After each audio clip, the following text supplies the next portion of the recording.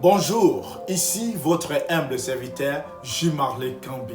Merci encore à ceux qui sont connectés sur le centre évangélique Completed. Merci pour vous qui êtes connectés pour votre fidélité, mais également pour cette marque de confiance et pour cet honneur dont vous nous faites aujourd'hui. Aujourd'hui encore, je viens devant vous dans le cadre de notre pensée biblique. Nous allons parler à ce qui concerne les échecs et la saison. Les échecs et la saison. J'aimerais d'abord premièrement commencer par demander et par assurer à celui peut-être qui connaît l'échec dans une action entreprise, peut-être l'échec dans un projet qu'il a entrepris, peut-être dans quelque chose qu'il a fait où ça n'a pas marché et qu'il croit que tout est fini. J'aimerais t'assurer d'entrée de jeu que oui, les échecs sont souvent inévitables. Les échecs sont un fait, ou l'échec est un fait, une réalité. Mais souvent, ça dépend peut-être de la saison. Ça dépend peut-être souvent de la source à laquelle nous sommes connectés. Ça dépend des fois peut-être de quelque chose qui soit inévitable dans notre vie. Mais que ce soit l'échec que vous pourrez connaître, dans lequel vous êtes en train de traverser, connaître, sachez que également la réussite est possible. La réussite est possible. C'est ce qu'aujourd'hui j'aimerais parler à ce qui concerne la saison et les échecs. Parce qu'il y a certaines actions, certains projets souvent que nous faisons dans des moments qui ne conviennent pas. Que nous faisons souvent peut-être parce que nous voulons le faire, mais peut-être dans la pensée de Dieu, dans le plan de Dieu, cela n'est pas encore à l'ordre des jours. Nous allons nous référer surtout, comme nous l'avions fait la fois passée, dans le mois de juin, et ici le livre de Josué. Et surtout, le livre de Josué, ici nous allons voir le chapitre 7. Dans ce chapitre 7, pour ne pas aller et ne pas être long, nous voyons, il s'agit de la prise des batailles d'Aï. Dans cette bataille, nous voyons déjà dans le verset 1, on nous dit très clairement que les enfants d'Israël commirent une infidélité au sujet des choses dévouées par interdit. Ici, on nous précise très clairement que c'était Akan, fils de Kami, fils des Zabdi, fils des Zérak, de la tribu de Juda, qui prit des choses dévouées, et la colère de l'Éternel s'enflamma contre les enfants d'Israël. Alors, nous voyons déjà la cause de l'échec. C'était d'abord cette infidélité. La cause de l'échec, c'était d'abord cette prise de choses dévouées par interdit. Et deuxièmement, c'était donc ceci que nous voyons donc cette faute que Akan avait fait lui-même.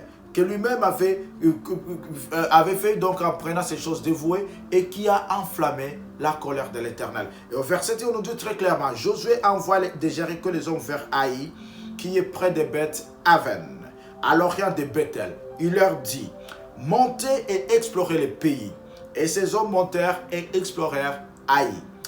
Le verset 3 nous dit ceci, ils revinrent auprès de Josué et lui dirent, il est inutile de faire marcher tout le peuple. 2 ou 3 000 hommes suffiront pour battre Haï. Ne donne pas cette fatigue à tous les peuples, car ils sont un petit nombre. Au verset 4, on nous dit ceci. 3 000 hommes environ se mirent en marche, mais ils prirent la fuite devant les gens d'Haï. Les gens d'Haï tuèrent environ 36 hommes, et ils poursuivirent depuis la porte jusqu'à chez Barim. Eux les battirent à la descente, et le peuple fit d'abord concerné et perdit courage. Une situation d'abord où au départ, ils prévoyaient que c'était la victoire. Une situation où ils prévoyaient réellement que le nombre était insuffisant pour leur battre. Pourquoi? Parce que sur leur passage, ce n'était que de victoire en victoire, de gloire en gloire. Et ils croyaient que peut-être Haï n'est rien devant la bataille de Jéricho. Haï n'est rien devant le Madianite. Haï n'est rien devant tous ces peuples que nous avions écrasés. Et nous avons la certitude que nous allons les vaincre. Alors, pourquoi cet échec? Cet échec, la Bible nous dit dans 1 Corinthiens 10, lorsqu'il parle d'exemple des enfants d'Israël dans le désert, on nous dit clairement que tout ce qui leur est arrivé, tout ce que nous voyons dans l'ancienne alliance, leur est arrivé pour notre instruction. Ça leur est arrivé pour notre instruction, pour que nous soyons instruits, pour que nous tirons des leçons, pour que également nous puissions voir l'expérience, mais également pour que nous ne puissions pas répéter les mêmes erreurs ou que nous ne puissions pas tomber dans les mêmes échecs. Alors, l'échec ici que nous voyons, c'est un échec qui devait être à la fois évitable et inévitable. Évitable pourquoi? Évitable parce qu'il y avait certains principes à respecter. Et ces principes, lorsqu'ils ont été foulés aux pieds, lorsque ces principes n'ont pas été respectés, lorsque ces principes n'ont pas été inscrits dans l'ordre divin, n'ont pas été faits selon la volonté de Dieu, nous devons savoir qu'à celui qui marche, qui rétropédale, celui qui marche à contre-courant de Dieu, est obligé toujours à échouer. Car notre Dieu, c'est le Dieu de réussite. C'est lui qui ne compte pas sur la source, mais également c'est lui qui ne sait pas détecter la saison. Ce n'était pas la saison propice pour Achan, mais c'était sa saison également pour qu'on puisse révéler ses intentions, pour qu'on puisse se reconnaître. Il y a des fois qu'il y a certains échecs qui arrivent aux leaders pour les reprendre. Il y a certains échecs qui arrivent aux leaders pour leur révéler quel est leur entourage, pour leur révéler également quels sont les gens qui constituent leur noyau, quels sont les gens avec qui ils marchent, quels sont les gens avec qui ils sont associés. Certains échecs peut-être sont arrivés dans ta vie. Ce n'était pas parce que peut-être tu les voulais, mais c'est parce que Dieu les voulait. Et si Dieu les voulait, c'était pour te révéler. Si Dieu les voulait, c'était peut-être pour te prévenir. Si Dieu les voulait, c'était pour assurer que lorsque tu vas arriver plus tard, lorsque tu vas continuer plus tard, que tu ne sois plus l'objet des risques, que tu ne sois plus l'objet des moqueries, que tu ne sois plus l'objet des faiblesses, mais que tu sois celui qui va être fort. Il faut savoir que lorsque nous parlons d'abord à ce qui concerne l'échec, c'est quoi l'échec? Premièrement, l'échec, comme nous l'avions parlé précédemment, l'échec, c'est ce qui empêche quelqu'un ou ce qui empêche une action de réussir, d'aboutir, d'arriver jusqu'à bon port, d'arriver jusqu'au plan prévu initialement. C'est ce qui empêche à quelqu'un d'atteindre le but ou la finalité. C'est ce qui empêche à quelqu'un d'atteindre la cause finale de son projet, de son plan et de son action. Deuxièmement, lorsque nous parlons de l'échec, nous parlons de ce qui empêche à une action d'être bien menée ou d'arriver jusqu'à terre plutôt. C'est ce qui l'entrave. Et ceci met l'homme surtout dans une position qui soit difficile, dans une position également qui soit inconfortable. Celui qui vit face à des situations compliquées, à des choses qui compliquent, qui ne puissent pas arriver jusqu'au bout de ce qu'il a prévu de son projet. Souvent, il est inconfortable. Souvent, il est mal à l'aise. Et surtout, c'est difficile dans son progrès ou dans son évolution. Mais troisièmement, lorsque nous parlons de l'échec, nous parlons donc de l'échec, il s'agit d'un revers. Deuxièmement, il s'agit d'une faillite, d'un obstacle ou d'une défaite qui peuvent être soit momentanées, qui peuvent être cycliques, qui peuvent être saisonniers, qui peuvent être brusques et inattendues et dont les conséquences surtout sont néfastes et souvent inévitables. À chaque échec, devant chaque échec, il y a toujours des conséquences. Chaque échec que vous pouvez connaître dans votre vie, mais ces conséquences peuvent être au départ néfastes, malheureuses, mais plus tard peuvent être des conséquences qui soient heureuses. Suite peut-être à la leçon dont nous avions appris, suite peut-être à l'expérience dont nous avions acquis, suite peut-être à des réalités que nous connaissons ou que nous apprenons également. Alors, certains échecs, comme j'ai dit, il y a des échecs qui marchent avec la saison. C'est ce que j'aimerais parler à quelqu'un peut-être que tu vis les moments d'échec, tu vis les moments de faillite, tu vis peut-être les moments de revers, où ce sont les obstacles qui se dressent sur le chemin de ta vie, sur tes projets. Mais sachez toujours que cet échec ou ces échecs ne sont pas définitifs. Ces échecs auront certainement une durée de péremption. Ces échecs auront également une fin. Ces échecs auront également un temps où ils vont plutôt disparaître d'eux-mêmes. Et ce temps, c'est surtout quand tu reconnais qui tu es, quand tu reconnais tes faiblesses, quand tu évalues qui t'entoure. Parce que souvent, il y a des échecs dont le cause est donc souvent une mauvaise évaluation dès le départ d'une situation. Souvent, si on évalue mal une situation, nous pouvons tomber dans l'échec. Souvent, également, lorsqu'il y a une mauvaise compréhension des réalités, il y a certaines réalités que nous devons comprendre dès le départ. Les réalités sont d'ordre, est-ce qu'elles sont d'ordre spirituel, sont d'ordre moral, sont d'ordre physique, Souvent, nous mélangeons des choses qui sont spirituelles, on veut les mélanger avec les choses qui sont morales. Les choses qui sont d'ordre spirituel, on veut les mélanger avec les choses qui sont d'ordre physique. Mais nous devons savoir que le spirituel prime toujours. Il y a celui qui veut réussir dans ses projets, celui qui veut marcher jusqu'à la fin, celui qui veut aboutir réellement au succès, à la réussite, doit d'abord savoir privilégier,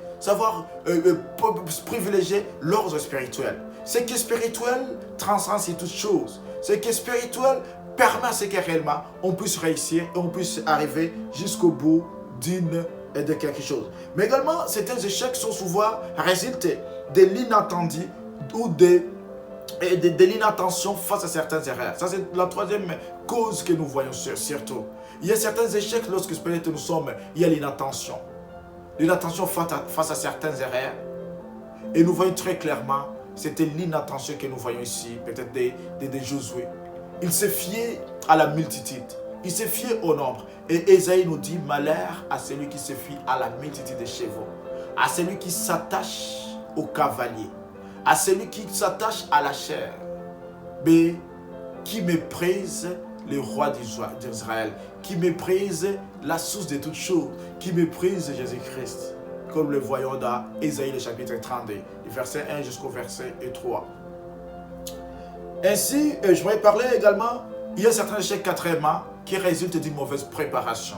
Une mauvaise préparation, suite à des précipitations, suite à des mauvaises compréhensions des réalités, peuvent également être la source de l'échec ou des échecs. C'est ainsi que je parlais qu'il y a des échecs qui marchent avec la saison. C'est quoi la saison? Lorsque nous parlons de la saison, nous parlons donc, il s'agit surtout de quelque chose qui peuvent revenir, qui peuvent avoir les mêmes caractéristiques, mais qui a surtout une durée. C'est pour cela que lorsque peut-être vous vivez les échecs, sachez que c'est pour une durée, c'est pour une saison. C'est pour ça que j'ai parlé de l'échec et la saison.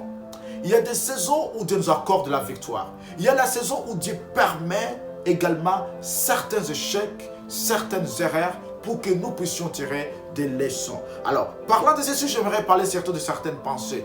Lorsque je parle de la première pensée, c'est concerne les échecs. Nous devons savoir d'abord premièrement que personne n'entreprend un projet pour pouvoir échouer. Personne n'entreprend un projet pour l'échec. Nous entreprenons tous des projets, nous faisons tous des choses, nous entreprenons des actions pour pouvoir réussir, pour pouvoir nous démarquer, pour pouvoir également avoir la victoire, pour le succès. Mais souvent peut-être, les gens échouent. Pourquoi? Pour 4 causes que je vais énumérer. Premièrement, c'est lorsqu'il y a une mauvaise planification. Lorsque vous avez un projet, lorsque vous prévoyez faire quelque chose, planifiez d'abord. Regardez quelles sont les possibilités, quelles sont les impossibilités, quelle est la durée, c'est quoi le délai, quel est ton entourage, quels sont les collaborateurs, c'est quoi et quelle est la qualité des choses que nous voulons faire. Souvent nous comptons sur la quantité, nous comptons sur l'expertise, nous comptons sur l'expérience, croyant que parce que nous avons l'expérience possible, parce que nous avons l'expertise, parce que nous avons un bon entourage, parce que nous avons été bien formés, nous sommes condamnés à réussir. Mais la vraie réussite, d'abord, doit être d'ordre spirituel. C'est ce que j'aime David. Il y a certaines batailles où David, avant de les entreprendre, il demandait d'abord à Dieu. Il disait, Dieu, quelle est ta volonté? Dois-je réellement combattre ces gens? Est-ce que je vais réussir ou pas? Est-ce que je vais avoir la victoire possible ou pas? C'est ce que j'aimerais te dire, cher bien-aimé. Tu veux entreprendre un projet ou quoi que ce soit? Sachez d'abord demander à Dieu. Sachez d'abord sonder le cœur de Dieu. Sachez d'abord connaître quelle est la volonté de Dieu face à ce que tu veux faire, face à ce que tu es en train de planifier. Mais deuxièmement, c'est surtout lorsqu'il y a une mauvaise évaluation des risques. Nous voyons ici très clairement, et ils ont évalué les risques en nombre. Ils ont dit que non, 3000 hommes suffisent pour combattre ces gens. Ils sont en petit nombre, ils ne peuvent rien faire. Nous évaluons les risques et nous savons que les risques étaient très grands, les risques étaient élevés. Plus les risques étaient élevés, plus également l'échec est probable et possible. Parce que les risques étaient élevés, pourquoi ce n'était pas un risque qui était faible? Ici, on nous parle très clairement que Dieu était déjà en colère. Pourquoi? Parce que les enfants d'Israël avaient commis d'abord l'infidélité au travers d'Akan.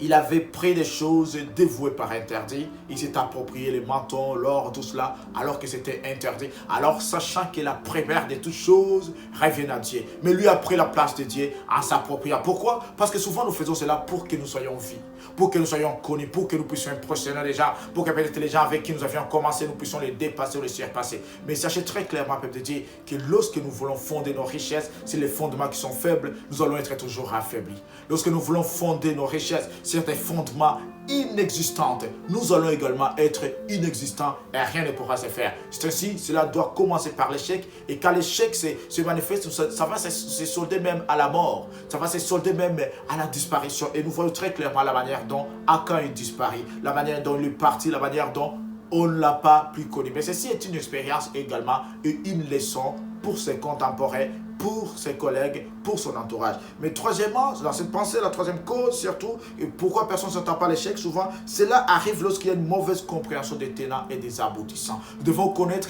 toutes les réalités, toutes les vérités qui entourent une affaire.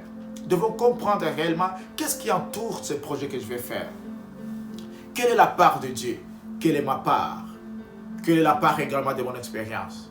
Mais également surtout nous référer au passé. Ceux qui ont échoué dans ce que j'ai fait ont échoué comment? Ceux qui ont réussi comment? Et quels sont les risques que ces gens ont pris? La manière dont ils ont évalué cela. Nous devons connaître surtout les tenants et les aboutissants qui entreprennent quelque chose. Pourquoi? Parce que personne, lorsqu'il commence quelque chose, il ne s'attend pas à l'erreur. Mais lorsqu'on évalue mal, lorsqu'on ne tient pas compte des tenants et des aboutissants, on échoue. Mais quatrièmement, surtout la quatrième cause, c'est surtout au niveau du mauvais entourage. Lorsqu'il y a un mauvais entourage, peuple de Dieu, même si on ne s'attendait pas à échouer, on va échouer. Pourquoi? Parce que l'entourage ne doit pas compter sur la quantité. On doit compter sur la qualité. On doit compter sur la spiritualité de ceux qui nous entourent, de nos collaborateurs dans les ministères. On doit compter sur la spiritualité de ces gens qui structurent les ministères.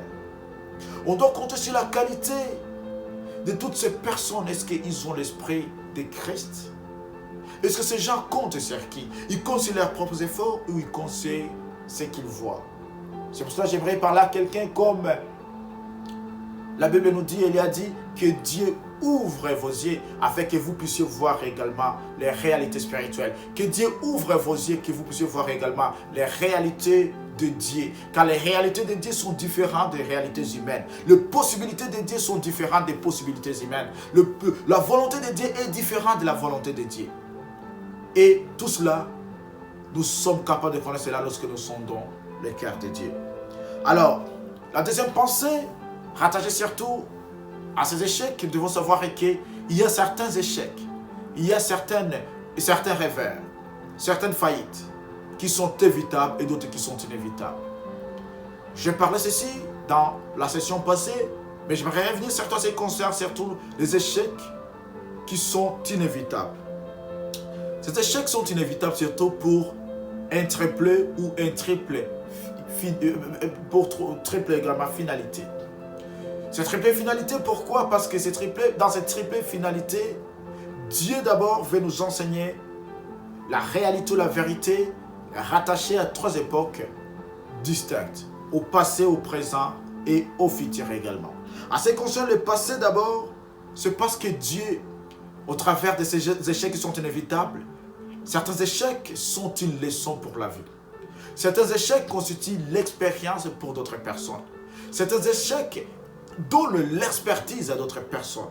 Et certains échecs constituent les repères pour d'autres personnes. Ici, nous voyons que ces échecs, la bataille d'Aï est un repère pour toute personne qui veut entreprendre un projet, qui veut faire quelque chose qui ne compte pas. C'est ce que nous voyons dans le livre des Proverbes. Malheur à toute personne qui veut entreprendre son projet sans toutefois le confier à Dieu.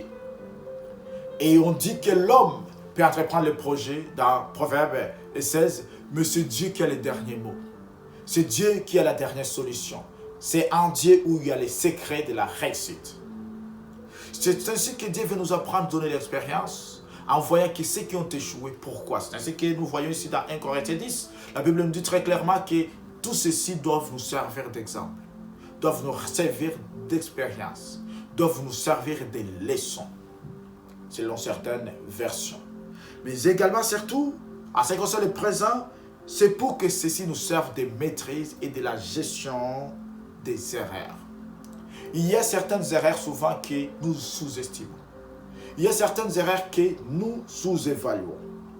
Il y a certaines erreurs peut-être que nous croyons peut-être qu'ils n'ont pas d'importance. Mais Dieu souvent évalue, Dieu souvent permet ceci pour que nous puissions réellement comprendre que certaines erreurs, nous devons les éviter. Et en ce qui concerne les présents, ceci nous aide surtout à nous garantir de ne pas réciter, mais aussi à comprendre certaines réalités dont peut-être avec l'expérience, avec la vie, on n'a jamais saisi, mais avec Dieu constitue une leçon. En ce qui concerne les futurs, c'est tout. Les échecs nous servent de repères, nous servent de garde-fous dans ce que nous voulons faire et surtout dans la manière dont nous voulons le faire. Et que c'est là que nous puissions être vraiment prévisibles, que nous puissions nous attacher à Dieu, que nous puissions compter à Dieu, que nous puissions savoir également quelles sont les saisons qui sont favorables et les saisons qui sont défavorables. Et la troisième pensée, en parlant, ce sont des erreurs qui sont évitables. Ces erreurs sont évitables, surtout ici, nous voyons, lorsque nous savons, lorsque nous sachons, nous sachons détecter les saisons. Il y a certaines saisons, il y a certains moments, certaines époques où nous pouvons faire quelque chose et d'autres endroits où nous ne pouvons pas faire quelque chose. C'est comme le laboureur, c'est lui qui plante, c'est lui qui sème. Il y a un temps pour s'aimer, il y a un temps pour labourer, il y a un temps pour récolter. Il y a des saisons où c'est l'hiver, où on ne peut rien planter. À celui qui veut planter dans l'hiver, ils doivent s'attendre toujours à l'échec. À celui qui veut peut-être également moissonner, et peut-être en hiver, moissonner peut-être à un temps qui n'est pas favorable, à moissonner au temps de la pluie, il doit toujours connaître l'échec.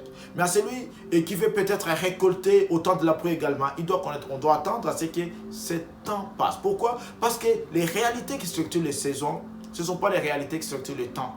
Nous devons savoir donc détecter le temps. Et le temps qui est le meilleur, c'est le temps de Dieu qu'on appelle le temps Kairos. Car le temps de Dieu ne dépend pas des saisons, le temps de Dieu ne dépend pas de notre volonté, mais le temps de Dieu dépend de la saison que Dieu lui-même dit. C'est ainsi que nous avions parlé ici, la saison donc, ici surtout en ce qui concerne la saison que nous devons comprendre, c'est ce qui est souvent prédéterminé par des réalités qui peuvent être souvent inévitable. Et ces réalités prédéterminées, c'est Dieu qui prédétermine toutes choses, c'est Dieu qui prédétermine tout résultat. C'est ainsi que nous devons savoir nous accrocher à Dieu. Si ces gens sauraient s'accrocher à Dieu dès le départ, il n'y aurait pas, peut-être qu'ils ne devraient pas connaître cette défaite, cette banqueroute. Mais ils ont connu cela. Pourquoi? Parce que peut-être c'est plus tard qu'ils se sont dit, pourquoi?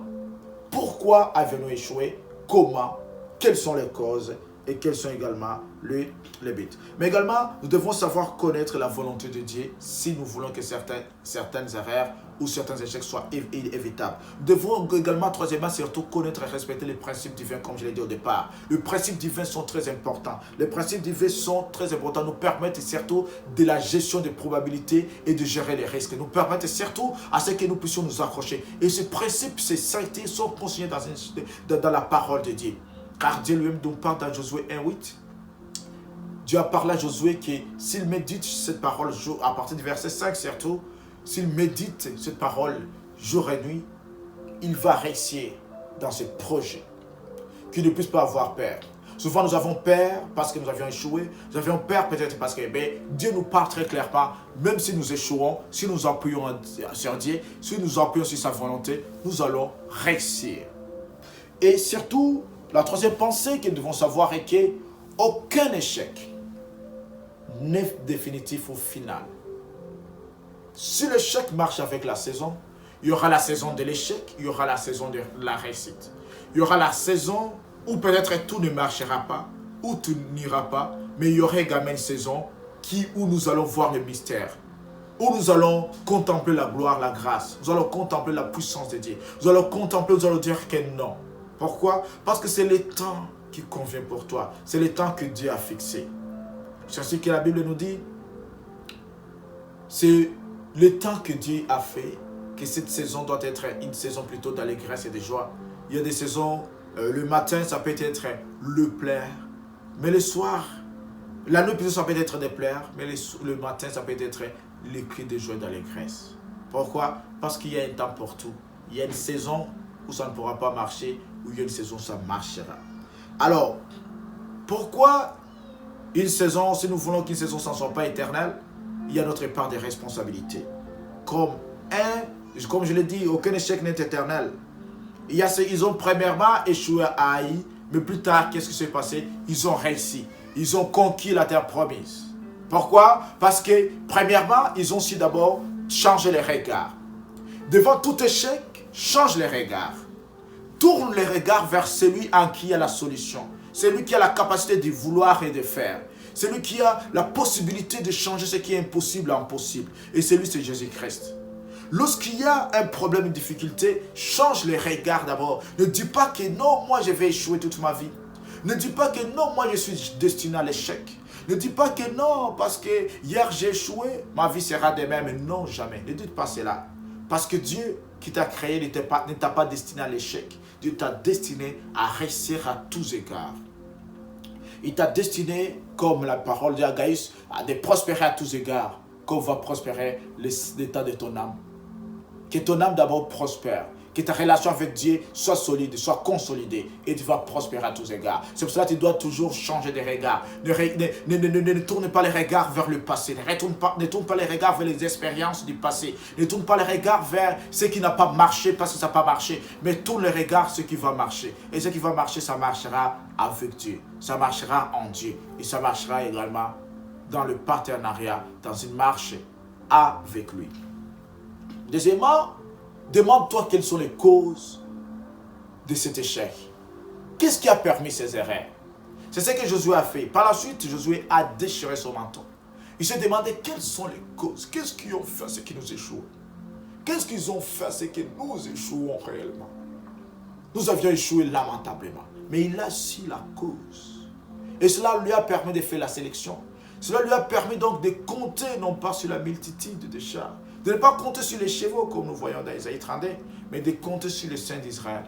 De compter vers celui qui a créé toutes choses, qui crée toutes choses, qui recrée toutes choses. Celui en qui il y a toutes choses. Celui par qui il y a toutes choses. Celui par qui toutes choses se fait. Celui par qui toutes choses est possible. Troisièmement, c'est surtout de trouver des solutions. Lorsque devant un échec, devant un problème, essaie de trouver des solutions.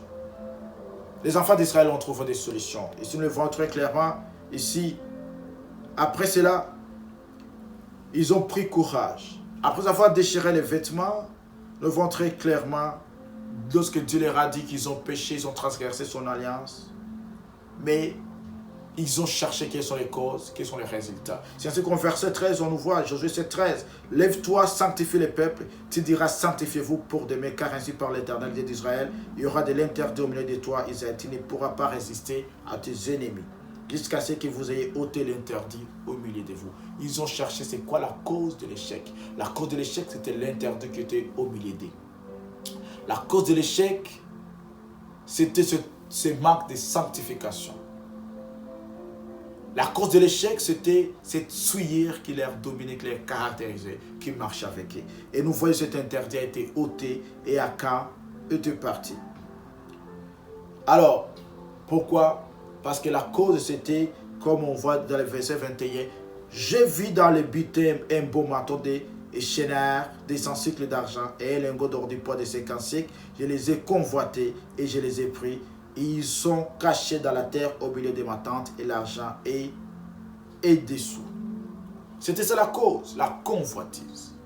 La convoitise des yeux. Vouloir surpasser les autres. Vouloir être une star.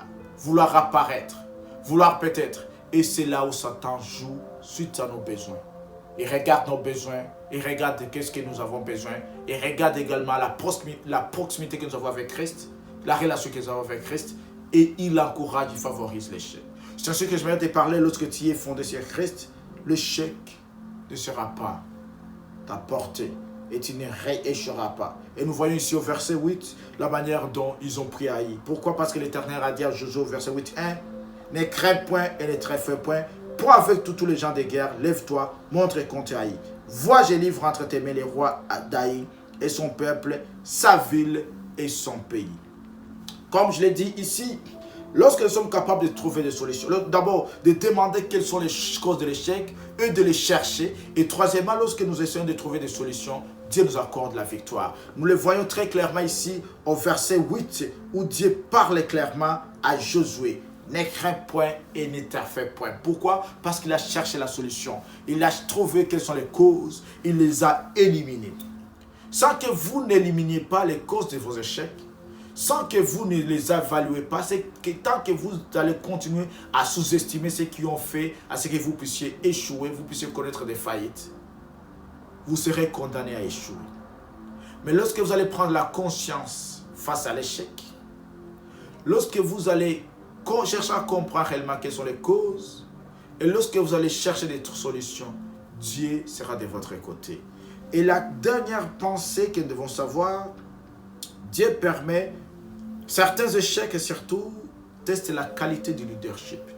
Tu veux être un leader, tu veux diriger tout un groupe. Tu dois toujours t'attendre aux échecs.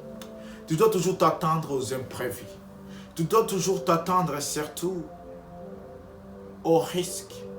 Et ces risques, il faut d'abord savoir les évaluer dès le départ. Il faut d'abord savoir surtout les détecter dès le départ. Et la manière de le détecter, c'est surtout en sondant la volonté de Dieu. C'est en se cachant devant la face de Dieu. C'est en étant dans la présence de Dieu. C'est en cherchant sa face. En cherchant continuellement, d'une manière permanente. D'une manière continuelle, sa face. En sondant sa volonté. Et c'est pourquoi la qualité du leadership, parce que un leader, c'est celui qui est capable de faire la sélection.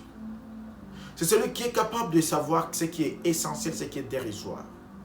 Capable non pas juste de compter sur l'entourage, de croire à ce que l'entourage dit. Car la responsabilité de toute la foule, de toute la multitude, la responsabilité de toute l'entreprise, la responsabilité de tout ce que tu fais, n'incombe qu'à toi. Car tu es le seul gestionnaire et le seul responsable. Alors, j'aimerais te dire, cher bien-aimé, tu as connu, tu as vécu les temps d'échec. Ces échecs ou cet échec n'est pas définitif, n'est pas éternel. Il y aura une saison où Dieu va déclencher la réussite. Il y aura une saison où Dieu va être de ton côté. Peut-être tu te dis que non, je ne peux pas réussir. Que non, je suis condamné à l'échec. Laisse-moi te dire, la situation que tu vis maintenant, demain tu ne la verras plus. Je parle, je prophétise sur ta vie. Je le déclare sur ta vie. La situation que tu es en train de vivre aujourd'hui, demain elle ne sera plus. Prends courage, ne crains rien. Combat. La destinée, c'est un combat. Nous sommes destinés à interpromise. Nous sommes destinés à ce que nous puissions voir l'accomplissement des promesses de Dieu. Mais dans l'accomplissement des promesses de Dieu, nous avons une part de responsabilité. Nous ne devons pas rester passifs. Nous devons rester actifs. La passivité conduit à plusieurs conséquences. La passivité conduit à plusieurs erreurs. Des erreurs qui sont fatales. Des erreurs souvent qui sont peut-être qui peuvent être évitables. Mais peut-être suite à notre inattention, à notre distraction, deviennent inévitables. Alors j'aimerais te dire, cher bien-aimé, prends courage, combat pour ta vie, combat pour ta destinée.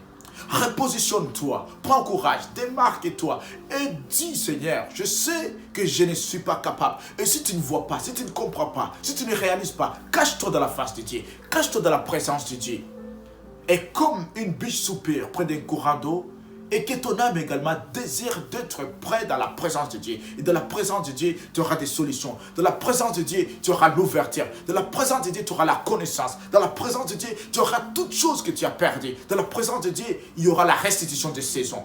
Car Dieu est le maître des temps et celui qui crée toutes circonstances. Dieu est celui qui crée les temps. Il est le propriétaire des temps. Il est le propriétaire des saisons. Et il est celui qui change, qui transforme les saisons. Et les saisons de Dieu ne sont pas les saisons selon les hommes.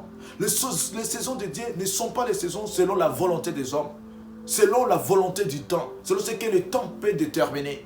Mais la saison de Dieu, c'est la saison qui marche avec le temps Kairos. C'est la saison qui marche avec le temps de Dieu. C'est la saison qui marche avec le moment de Dieu. C'est la saison qui marche avec la volonté de Dieu. C'est la saison qui marche avec ce que Dieu veut. Et ce que Dieu veut, ce n'est pas ce que toi tu souhaites. Souvent nous souhaitons avoir des choses comme du fast-food.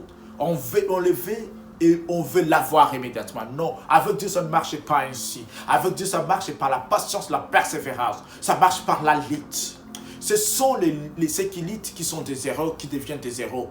Et ce sont ceux qui luttent qui réussissent à tous égards. Je prie que Dieu t'aide à ce que tu puisses réussir. Je prie que Dieu t'aide à ce que tu puisses réussir à tout niveau, à tous égards. Car tu es destiné à la réussite. Alors j'aimerais finir cette pensée par une prière. Priez pour toi. Priez pour ta famille. Priez pour toi qui a toujours échoué. Priez pour toi qui croit que rien ne pourra se faire. Priez pour toi qui croit que rien ne pourra se réaliser. Père Tout-Puissant, je viens dans ta présence à ce moment, Père, à celui qui a été tourmenté, à celui qui a échoué à tous égards, à tout niveau. Père, étends ta main sur elle, Père. Celui qui compte sur toi, qui ne voit pas des résultats, qui ne voit rien dans son ministère, qui ne voit rien au niveau du travail, qui ne voit rien au niveau de l'école, qui ne voit rien au niveau de l'étude, Père. Et qui à chaque fois, lorsqu'il prie, lorsqu'il le Seigneur devant toi, il a même perdu d'espoir. Père, je prie de susciter l'espoir dans sa vie, de susciter l'espoir dans son existence, de susciter l'espoir, Seigneur, dans tout ce qui est à lui, Père. Guide-lui, Seigneur. Permets, Seigneur, encore qu'il puisse voir, Seigneur, le succès à tous égards. Qu'il puisse connaître la réussite à tous égards, Père. Je prie, Seigneur, change la saison pour ma sœur. Transforme la saison pour ma sœur, Seigneur. Car, Seigneur, tout ce que nous voulons, Père, tu nous dis, Seigneur, avec la foi, nous l'obtiendrons, Père. C'est pour cela, je prie, Seigneur, pour cette famille. Je prie, Seigneur, pour cet homme. Je prie pour celui, Seigneur, qui ne connaît que l'échec de sa vie. Celui, Seigneur, qui ne connaît que la faillite. Celui qui rien ne marche dans sa vie, Père. Je prie, Seigneur, toi qui déclenches l'atmosphère de gloire, toi qui déclenches, Seigneur, la saison de gloire, la saison de grâce, la saison de victoire, Père. Fais-les pour mon frère, fais-les pour ma soeur, fais-les pour cet enfant, fais-les pour toutes ces personnes, Seigneur, qui t'invoquent jour et nuit. Même s'ils ne voient rien, Seigneur, je sais que ta parole dit d'être patient. Même si la promesse tarde à venir, je sais, Seigneur, qu'elle viendra pour cette femme. Cette femme qui a trop cherché, qui a tout échoué dans tout processus, qui a tout échoué, Seigneur, qui a tout échoué, Seigneur, qui a tout échoué dans ce processus, Seigneur, surtout de fécondité. Je prie, Seigneur, que cette saison soit sa saison, que cette saison soit sa saison, que cette saison soit sa saison au nom puissant de Jésus-Christ de Nazareth. Père, que cette saison apporte encore des renouveaux, apporte encore du changement, apporte encore la victoire, apporte encore la grâce surabondante, apporte encore l'amour, Seigneur, qui dépasse même toute mesure. À ton nom, ce puissant et merveilleux Père, nous croyons au nom de Jésus. Amen. Le chèque sera ton partage, cher bien-aimé. Le chèque sera à ta faveur. Et Dieu ne te lâchera pas, ne te quittera pas. Sois ferme dans la foi. Veille. Patiente, supporte toute épreuve. Supporte toutes choses. Car Dieu ne pourra te soumettre à une épreuve qui sera au-delà de tes mesures de supporter, au-delà de tes mesures de connaissance, au-delà de votre foi. Dieu vous aime, Dieu vous veut, et sa volonté que vous puissiez prospérer à tous égards. Si cela tarde, ça viendra. Et quand la saison va changer, tu vas sourire. Mais surtout, n'oubliez pas de louer, de glorifier, de t'attacher à Dieu. N'oublie pas surtout d'être à lui. N'oublie pas surtout de te connecter à sa présence. N'oublie pas surtout de croire à son nom. Dieu est fidèle, Dieu t'aime. Merci beaucoup. Merci de nous avoir honorés par votre présence. Merci pour votre patience. Restez connectés sur Kambi Ministries, restez connectés sur mon compte personnel. Et bientôt, par la grâce de Dieu, nous allons avoir la page du centre évangélique Complétude. Que Dieu vous bénisse. À très bientôt. Merci. Bye.